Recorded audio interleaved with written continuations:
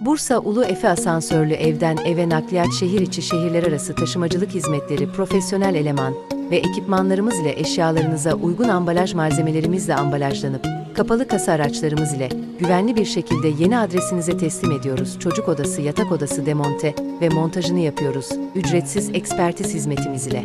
Yerinde eşyalarınız keşif edilip, sizlere uygun araç ve fiyat bilgilerini veriyoruz. Aynı zamanda, WhatsApp hattımıza eşyalarınızın fotoğrafları ya da kısa bir video çekip atarsanız da sizlere yardımcı oluyoruz. Eşyalarınızı eşyamız görerek güvenli ve dikkatli olarak yeni adresinize teslim ediyoruz.